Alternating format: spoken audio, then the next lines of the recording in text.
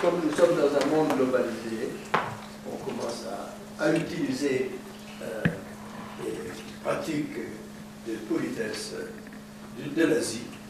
Donc, voilà.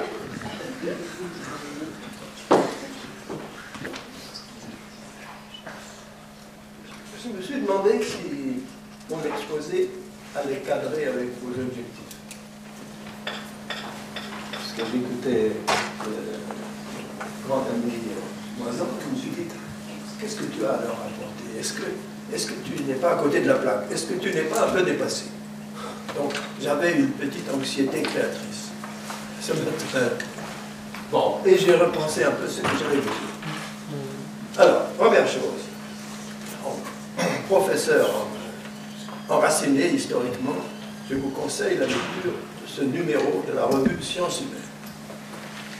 Janvier, numéro spécial. Et si on repensait tout? Titre.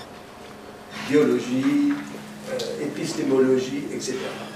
Tous les champs de connaissances y passent. Peut-être que vous pouvez regarder un petit peu. Voilà. Alors, je voulais vous parler de deux choses. Attends, encore une fois. J'ai rédigé un texte. Ce texte est entre les mains de Paul-André Guézenec, le guerrier. Il est bien nommé.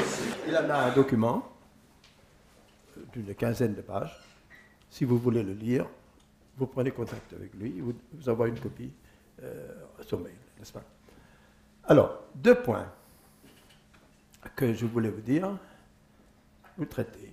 Premier point, nous vivons depuis 20 ans, et nous allons continuer pendant encore 10-15 ans, nous vivons une époque de transformation quasi-violente, probablement la plus rapide, la plus profonde qu'on ait vécue depuis le début de la révolution industrielle, en temps de paix. Une profonde transformation en temps de paix, de pertes économiques, de destins brisés, etc., etc. L'équivalent économique d'une guerre, sans guerre. Il faut se rendre compte que c'est quelque chose d'exceptionnel, qu'on n'ait pas vu historiquement dans l'histoire longue. Pas de cette ampleur-là. Alors, premier point, nous vivons le second basculement du système économique monde. Le premier basculement a eu lieu et s'est déroulé sur à peu près 400 à 500 ans, de 1500 environ jusqu'en 2000. Non, 1000, jusqu'en l'an 1000. Jusqu'en l'an, excusez-moi, jusqu'à la fin du 19e siècle. Oui. Vers l'an 1890, 1900, les jeux étaient faits à peu près en termes de conquête du monde. Donc, on a eu tendance tous à croire que ce modèle du monde était éternel. C'est-à-dire que l'Occident jouait le rôle d'un phare pour les autres populations, pour les autres parties de la planète, et que le progrès était l'imitation des Occidentaux, y compris sur le plan culturel, voire même sur le plan religieux. C'est ancré chez nous, ça. C'est ancré chez nous. D'ailleurs, nous avons façonné le monde. Le méridien de Greenwich, la naissance du Christ, présumée naissance à date pour le calendrier mondial, le repos le dimanche, et bien d'autres institutions. Donc le monde moderne a été façonné par l'Occident européen, et ensuite l'Occident américain à partir de 1890-1900. Donc, ce modèle-là n'était pas le premier. Pour nous, c'était le premier. Non. Avant, 2000 ans avant, il y avait un autre modèle qu'on n'a pas étudié dans nos bouquins d'histoire, qui était le modèle de l'hégémonie de l'océan Indien autour de la Chine et, dans une mesure moindre, de l'Inde. Et ça, c'est important. Nous avons cassé ce modèle à partir du XIVe et XVe siècle. Et aujourd'hui, notre modèle, hérité donc du temps de la Renaissance, ensuite et des Lumières, est en train de céder la place à un rebasculement du système économique monde vers des civilisations anciennes, non occidentalisées, que sont la Chine et l'Inde en particulier. Ça, c'est important. On vit ça. Et les conséquences économiques vont se manifester rapidement. Et je voudrais vous montrer le premier slide. De 2050, une estimation publiée officiellement par l'ONU. Regardez un peu le poids des non-occidentaux en termes de production, de PNB, est supérieur au poids des occidentaux. Ça, c'est important. Et ce passage, logiquement, aura lieu entre 2020 et 2030. Toute une étude faite par la communauté de renseignement des États-Unis, ils sont 16 agences, n'est-ce pas, travaillent ensemble, et beaucoup de communication à l'extérieur, sera disponible en décembre de cette année. Ils ne veulent pas la publier avant les élections présidentielles. Et ce sera quelque chose d'exceptionnel, comme étude, beaucoup plus profonde que celle-là, certainement. Le titre, c'est Global Trends, que vous pourrez consulter en décembre prochain, et qui fait le point de toutes les implications de ce basculement, y compris en termes de sécurité internationale, en termes aussi de compétitivité. Il divise, j'ai eu une première introduction, il divise la planète en 3 morceaux, les global drivers, c'est-à-dire ceux qui seront en tête de ligne à la pointe de la poursuite d'une globalisation, et ceux qui n'ont aucune chance et qui vont s'effondrer, et ceux qui vont hésiter. Je ne voudrais pas vous décourager, mais l'Europe, l'Union occidentale, l'Europe de l'Ouest, est dans la 3e catégorie. Ceci est inquiétant pour notre avenir, pour l'avenir des plus jeunes d'entre vous.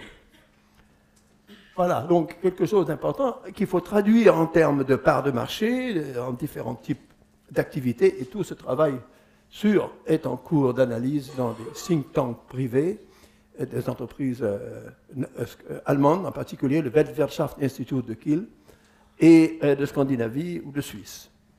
Donc, à surveiller cette évolution et l'interprétation. Ce qui est un problème, je pense, pour nous aujourd'hui, en deuxième lieu, si vous voulez, c'est l'inertie de nos systèmes de décision politique face à cette situation. Les démocraties occidentales, depuis une quinzaine d'années, n'ont pas été à la hauteur des enjeux. Qu'il s'agisse des États-Unis, regardez la crise politique américaine aujourd'hui, le vide politique, et les Européens, regardez avec quelles difficultés ils peuvent se mettre d'accord, et voyez aussi à l'extrême Orient la décrépitude politique du Japon. C'est-à-dire, en quelque sorte, l'ensemble des pays du monde anciennement développés a beaucoup de mal à s'adapter à ce nouvel environnement dit contextuel. Dans le management moderne, maintenant, c'est un autre type d'environnement. Voilà. Et du coup, commence à se poser la question, comment sortir de cette contradiction? Alors, j'ai réfléchi un peu, et passez donc le slide. Oui? Voilà. Il faut que je prenne un peu de distance. Voilà, cette pensée d'Einstein. Je partage. Situation nouvelle, paradigme nouveau, homme nouveau, institution nouvelle. Très peu d'institutions anciennes peuvent se transformer. Il vaut mieux les laisser en déshérence et créer de nouvelles institutions, plus légères, plus adaptées, ce qui coûte cher.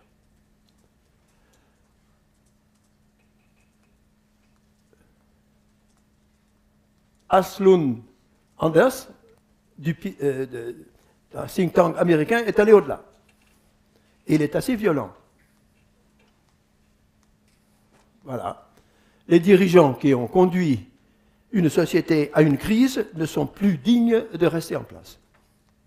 Vous voyez tout de suite les problèmes sociopolitiques qui vont se poser au niveau européen et américain, et même et japonais. Voilà. Luca Cordero di Montezemolo, président du patronat italien, a pris la décision, un homme de grande intelligence, vraiment le condottiere italien de la Renaissance, à la fois physiquement et intellectuellement, de préparer une nouvelle race d'élus pour les prochaines élections. L'objectif, c'est qu'aucun ancien élu qui a été complice ne puisse se représenter. C'est peut-être la seule solution pour sortir l'Italie des contradictions de la fameuse la casta, n'est-ce pas, la classe politique italienne, qui coûte 2 fois plus cher que les castes politiques des autres pays européens. Le gouvernement de Rome coûte 10 fois le gouvernement de Berlin. Ça vous donne une idée du gaspillage et de la corruption. Voilà. Donc, ceci pose des problèmes. À force d'éviter les problèmes, à force de ne pas aborder clairement les défis, on accumule des problèmes non réglés. Horst Ritter, l'allemand, appelle ces problèmes des problèmes méchants. Ça, ce n'est pas non plus enseigné dans les cours de management. On considère que les problèmes se posent dans les règles. C'est faux. C'est faux. Sur le plan collectif, en tout cas, les problèmes s'accumulent, on ment, on dissimule, et il n'y a pas de problème. Tout est clair, tout va mieux, et un jour, on a la masse des problèmes non réglés. Et l'Occident européen et l'Occident américain sont face à cet acte, et japonais, sont en face de cette accumulation de problèmes qui n'ont pas été réglés à temps. Le coût de ces problèmes, l'inertie, les dangers des dérives de toutes sortes. À tel point que on peut dire que ce ne sera pas favorable à l'émergence ou au maintien d'un certain ordre démocratique, arrivé à un certain moment. Voilà, ça c'était le premier point.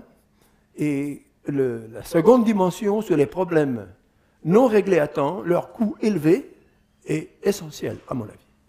Ça, c'est à l'ordre du jour pour nous en mai prochain. Donc, Michel Serres a eu cette phrase dans une récente interview sur les institutions. Je pense que pour réussir la prochaine révolution industrielle urgente maintenant, la réaction occidentale au travers de la connaissance à tout ça et retrouver des avantages distinctifs, on ne peut pas maintenir des institutions dans leur état actuel. Toutes les institutions, y compris certainement l'université. Je crois qu'il y a là un problème. Comment concevoir des institutions adaptées aux défis que nous avons à remonter? Alors, ce que j'observe aussi, c'est ceci. Les petits pays, les petites économies compétitives, ouvertes, sont les plus compétitives. C'est curieux, c'est comme ça. La Finlande, la Suisse, Taïwan, Singapour, la Suède, le Danemark. Certaines, si on prenait les territoires sans État, c'est-à-dire les territoires fédérés, par exemple, comme le Baden-Württemberg ou la Bavière, le Triveneto italien. Alors, Triveneto italien, sur 10 actifs, vous avez 5 entrepreneurs. Statistique. 6 actifs, 5 entrepreneurs. Est-ce que vous vous rendez compte du dynamisme d'un territoire? Ce ratio est essentiel. Ce ratio est essentiel.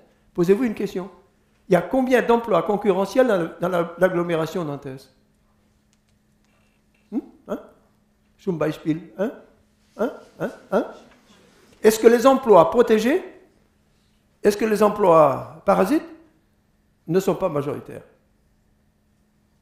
J'ai la réponse, mais je n'ose pas vous la donner. Non, j'ai la réponse pour Rennes aussi. C'est-à-dire que ce n'est pas parce qu'on a une grande ville qu'on a un noyau compétitif. Alors, tous les classements faits annuellement depuis 15 ans par Stéphane Garelli de l'Université de Lausanne, le rapport annuel publié au mois de mai, et le rapport publié par l'organisation de Davos, publié à Genève en février, janvier-février, tous confirment que les petites économies sont les plus compétitives. Ça, c'est intéressant. Les petits territoires, homogènes, coopération, entente, absence de bureaucratie excessive, ou des sociétés aussi ouvertes, on est au courant de tout ce qui se passe, on ne peut pas mentir durablement, etc. Et j'ai donc pris le cas israélien. Israël est une exception dans la densité productive territoriale. Regardez un peu cet élément extrait d'une étude récente réalisée en Bretagne sur Israël. Des entrepreneurs exceptionnels, une culture d'entrepreneuriat hors norme. Je pense qu'un service militaire de 3 ans, obligatoire, 2 ans pour les filles, 3 ans pour les garçons, est très formateur au point de vue développement personnel. Parce qu'en plus, il y a des formations générales au cours du service militaire. Ce n'est pas du tout un service militaire d'abrutis, n'est-ce pas? Bon. Et je pense que ça joue. Il repère pendant le service, à 18 ans, des gens qui ont les capacités à faire différemment. Des capacités à transcender les ordres établis et à créer des choses. Et ça, c'est important. Il faut détecter ça le plus tôt possible. Regardez donc ça, le fameux... Et puis, ils ont une éducation donc, offensive, le fameux Schutzpass, c'est-à-dire le chemin de tir. Hein, voilà, ça. Ce côté-là, lorsqu'on travaille avec eux sur le plan industriel, on est surpris. Donc, dans tous les territoires dynamiques, une des clés du succès, j'insiste, est un pôle central de production et de collecte de connaissances, qui joue le rôle de la vigie. Je m'explique. Il se produit chaque année dans le monde plus de connaissances qu'on en peut utiliser. Il se produit plus de connaissances scientifiques, technologiques, plus de brevets qu'on ne peut utiliser.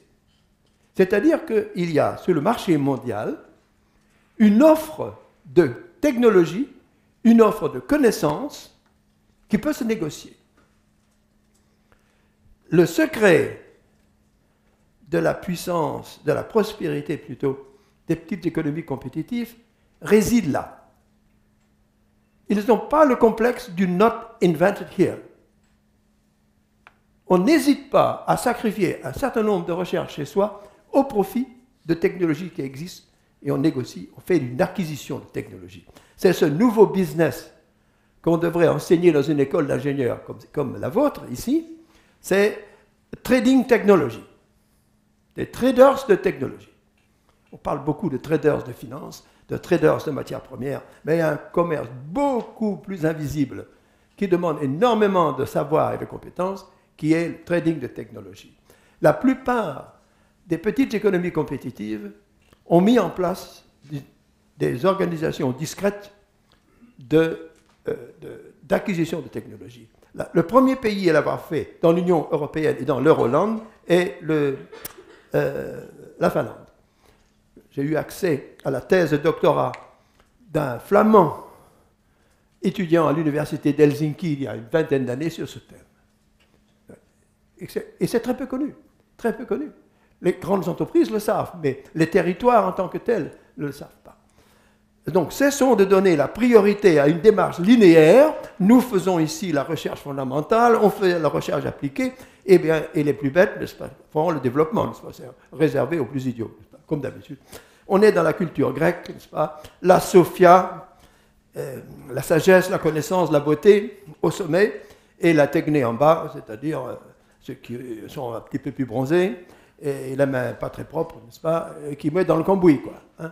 Ça, les Allemands n'ont pas ce modèle. Ils ont le modèle romain. Nous, on a le modèle grec, en France. Donc, ce système-là, à mon avis, ne peut pas survivre dans la nouvelle compétition qui arrive. Voilà quelques points que je voulais vous donner, si vous voulez. Et ce que je voudrais vous dire ici, c'est ceci. La formation, les formations pour réussir cette nouvelle révolution industrielle doivent être revues. Il faut démassifier la formation. C'est ce que je disais tout à l'heure à votre directeur adjoint. Lorsqu'on vient dans cette institution pour la première fois, physiquement, je ne sens pas beaucoup d'interaction entre les élèves. Je ne sens pas beaucoup de chaleur d'interaction entre les élèves que vous constituez ici. Je pense qu'il n'y a pas ce qu'on trouve dans d'autres amphis, dans d'autres pays, extrêmement dynamiques et créatifs. Une chaleur. En d'autres termes, il n'y a pas assez de corps à corps dans ces locaux un peu trop grands. Non, ça je crois.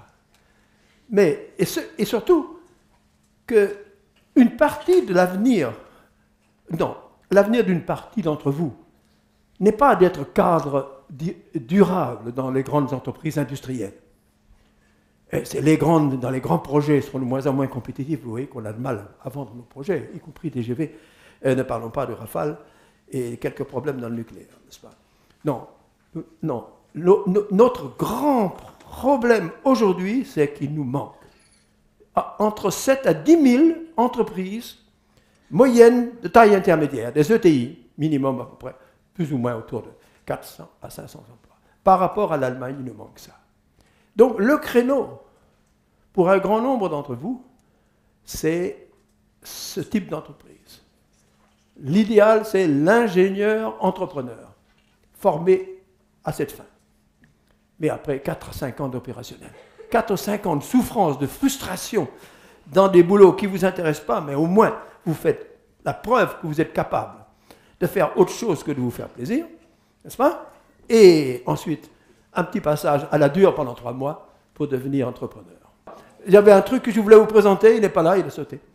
Mais vous le trouverez dans le polycopier. C'est les conditions de développement personnel, humain, pour être un entrepreneur. Voilà.